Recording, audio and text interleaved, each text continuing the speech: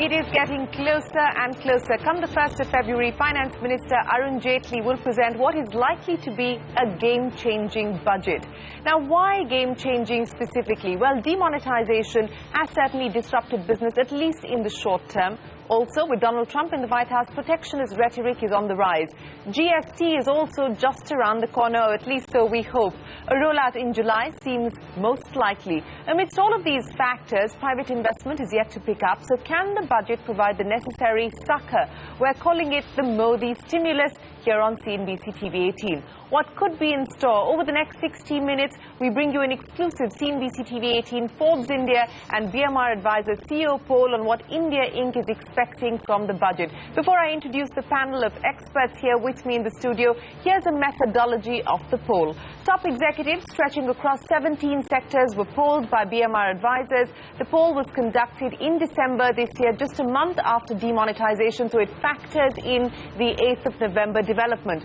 Every executive was sent an online link to respond to the questions, and it was anonymous in nature. Now that the methodology is out of the way, to discuss the findings of the poll, Mukesh Bhutani and Gokul Chaudhary of BMR, who've led this polling exercise, Saurabh Majumdar of Forbes India joining us from our Mumbai studio, and also with us for a corporate perspective is Vipin Sondhi, the Managing Director and CEO of JCB India. Gentlemen, appreciate you joining us. Mukesh, let me start by asking you, because BMR Advisors has essentially put this poll together. We're calling it the Modi stimulus here on CNBC TV 18. As you approach the budget, what kind of expectations are you working with? I think the expectations in general have been very high, partly because of the impact of demonetization. And more importantly, it's also a lot of legislations, and a lot of schemes that were put in place. People have started questioning the efficacy insofar as implementation is concerned.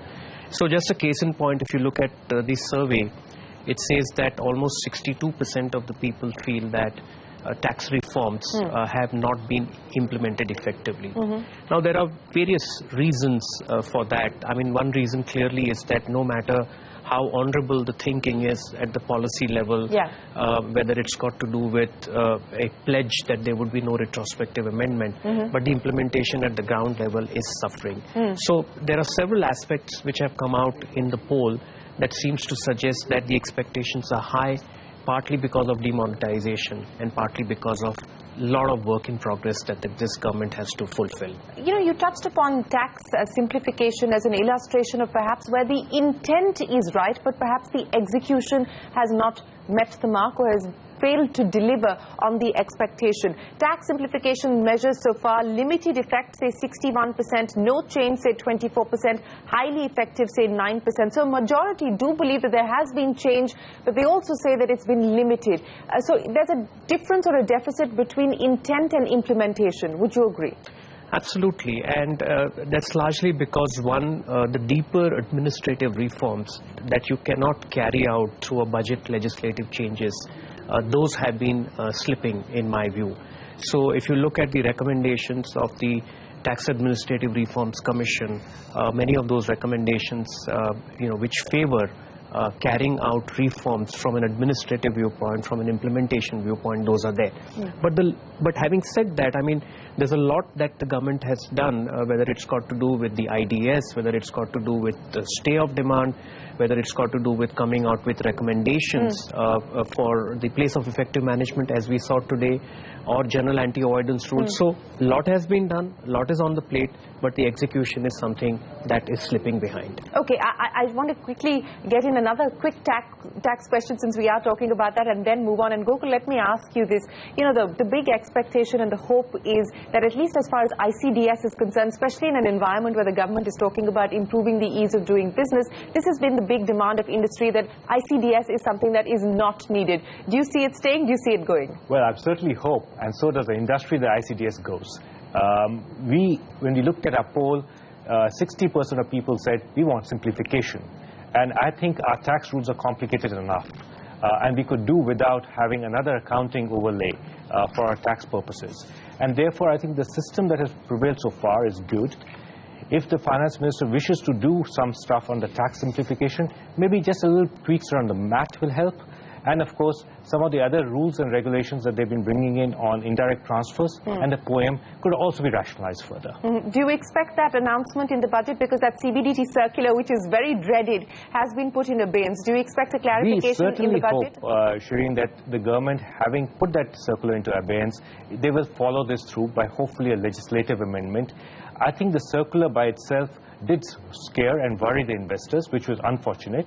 And I think the government now needs to put in some legislative framework to be able to amend it and reset the rules of the game as far as indirect transfers is concerned. Okay, let me then move to the macros. And Mr. Sondhi, let me ask you this, because when polled, will the economy or the FY18 GDP grow above 7%, between 7 to 8%, above 8% or below 7%? Here's the response. A majority, that 64%, believe that FY18 GDP is likely to grow between 7 to 8%. Would you be part of that 64%? I'd definitely be part of the 7 to 8%. I think the economy has a momentum. There might be some deferment or delay because of the demonetization impact, but I think we can get back onto the momentum.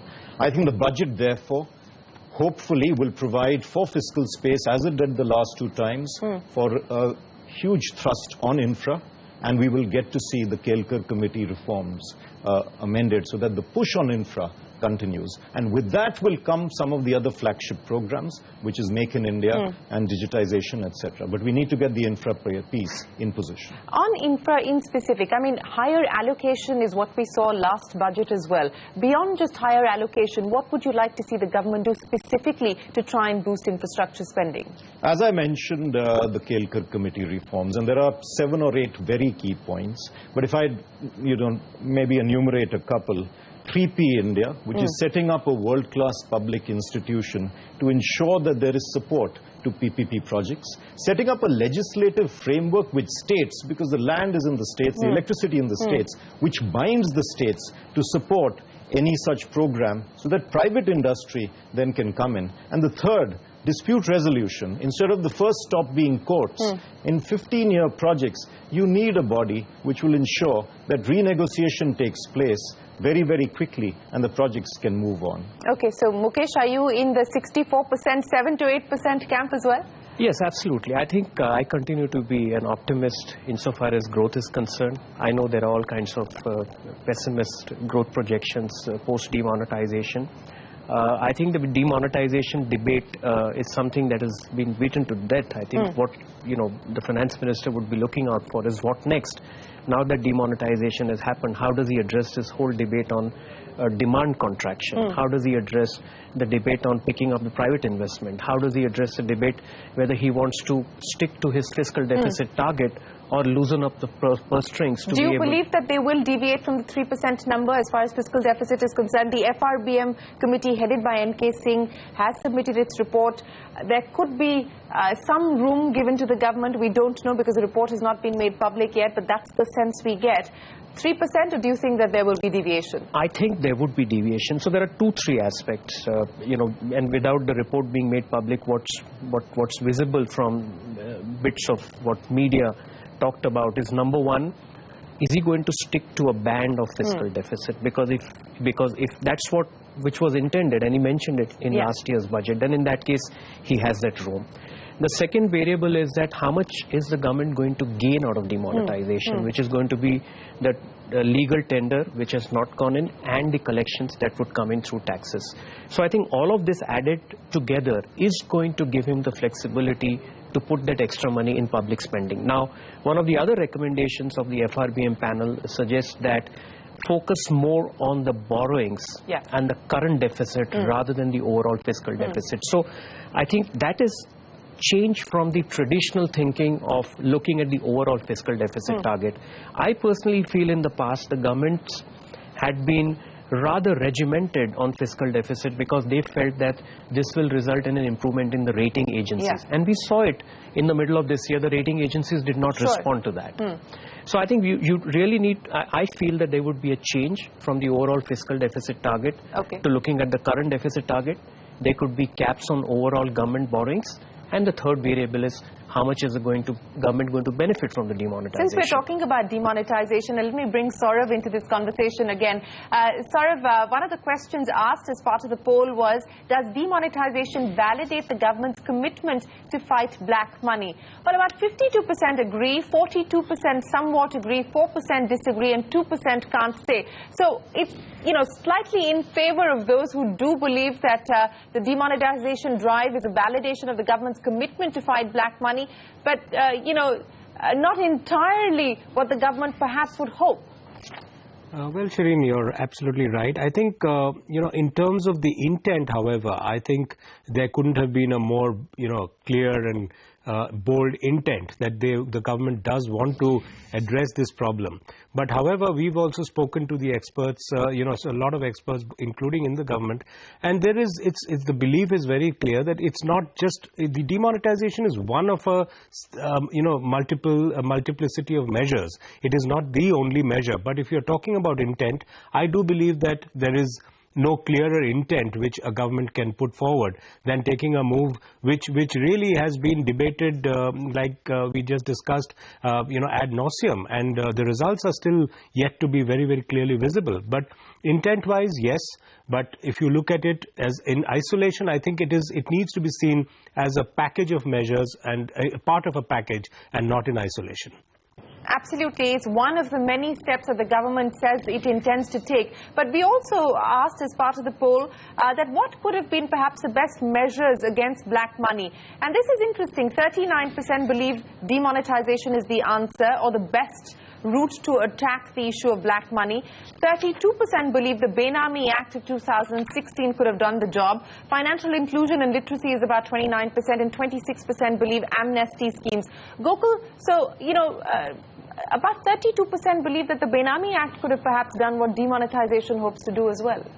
Well, I think what is happening is that people are trying to look at black money and seeing that it is actually faceted in many forms and is stored in many forms. So I think what is happening is that, you have a situation where you're looking at the stock of black money and you're saying, how is the government going to address it? So some of it is stashed overseas, so, what's the legislative frameworks for that? Some of it is held as Benami, what's the legislative framework for that? But I think a lot of people suspected that a large number of black money, or suspected, that it's going to be in the form of cash. And therefore, will that ever be a measure that government will take to attack? And I think the boldness of the government took people by surprise, or to some extent by shock. And I think it's a combination of all of this which now is looking as a package that the government is going out to talk about black money being attacked. What is your estimation between IDS 1 and IDS 2? What could be the improvement as far as tax to GDP is concerned, Gokul? Well, we had the former governor Subbarao yesterday saying that anything less than 1% of an improvement in tax to GDP ratio would really then throw a question mark as far as this entire exercise is concerned. Well, IDS 1 did come in with about 65,000 crores of declared income. IDS 2 we still don't know. So assume for a moment you're talking even about a modest 40,000 crores coming in tranche 2. You're talking about 100,000 crores coming in, which probably just sort of nudges up by about 1 percentage point as far as the tax to GDP ratio is concerned. But I think the important thing is that the government has been able to do this and is going to follow this through with the GST. I think the combination of having brought in these measures followed by a GST implementation should puts the country into a process of having a higher tax to GDP ratio. Since we're talking about the GST, and Mukesh, let me ask you this question, because we've asked several questions on the poll about the GST. Is India Inc. ready for a GST rollout? April is out of the question. It's now a done deal. It is likely to be the 1st of July. That's what the government's fresh target is as far as the GST rollout is concerned. If it were to be the 1st of July, how ready is India Inc.? Well, I think the degree of preparedness obviously is not as was expected. But please bear in mind, when this poll was conducted, the successive GST Council meetings, was not throwing any clearer picture. And most people on the pessimist side were believing whether GST will actually be implemented before the expiry of the constitutional amendment. So I think this results would have been better if the poll was conducted after the resolution. Despite that, I was personally pleasantly surprised that many people have said that, that they are prepared, but many of the people believe that they need more time. And I think in a way, this delay from April 1 to July 1, hoping that July 1 will happen, is a blessing in disguise, because large corporates do really need time to be able to get this to a level of preparedness. I just wanted to make one more point on the tax to GDP ratio. My view is that the tax to GDP ratio can never be measured on a year-on-year basis. You will see the positive impact of demonetization, IDS and GST only in the next 3 to 5 years. Okay. So just a case in point is, if you look at the Ministry of Finance circular in December, which was released after the 15 December advance tax collection, you saw a sudden spike in the personal tax collections. Now that's partly because they accounted for the people who paid up for the IDS 1 scheme. I think in general, the level of compliances for personal taxes between small businesses, medium-sized businesses has generally been on the rise. So you will see over a period of time, two classes of taxpayers pushing up your tax to GDP ratio. One, new taxpayers will come into the tax net, and two, existing taxpayers will be far more compliant. But then you need to continue with these reforms. This year we saw two big ones, whether it was demonetization or the GST.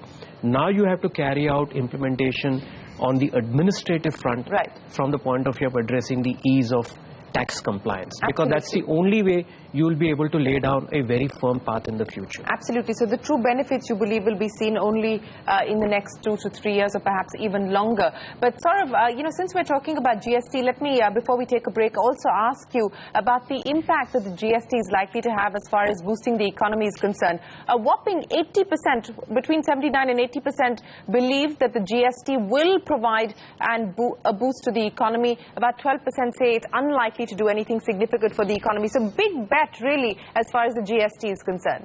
Yes, absolutely. I think India Inc., by and large, is very clearly of the view that, there will be a boost. But again, I think, most of the policymakers and experts do put out a caveat that it's not likely to happen, in the immediate future. These are things which actually need to play out. It will happen, in fact, by one estimate, over the next, say, 8 to 10 years. So it's not going to happen overnight. But yes, overall, I think there is a very clear likelihood of a boost to GDP to the tune of, say, about a percentage point or so. And that's what everybody will be betting on. Sure. Mr. Sondhi, as we take the question of how the GST rate slabs will impact industry, let me ask you that question. About 47% believe that it's likely to positively impact their business. What about you? We still don't have the final classification, product-wise classification, as far as the GST rates are concerned, though. It will definitely have a positive impact other than only on tax. So I do want to mention the logistics advantage. The sheer movement of goods across our own country will become so much easier. There will be an investment boost also. For example, capital goods do not get all the input credit. Now, there could be a 6% advantage, which will ensure the capital goods industry then actually reinvests back in capital goods. In terms of readiness, I think, must compliment the government. They seem to be better prepared in terms of training, in terms of the portal and systems. But when you look at the traditional companies, FMCG, auto, will be very much ready earlier. It's the services sector, because of, let's say, the uncertainty and understanding the whole thing, which might take longer. So that's why corporate India, I think, has asked for 6 months. Okay, on that note, we are going to have to take a break here on the CNBC TV 18 Forbes BMR budget poll. We'll be back with you and take forward findings of the poll, ease of doing business, the flagship programs of the government, who stands where, that and more when we return.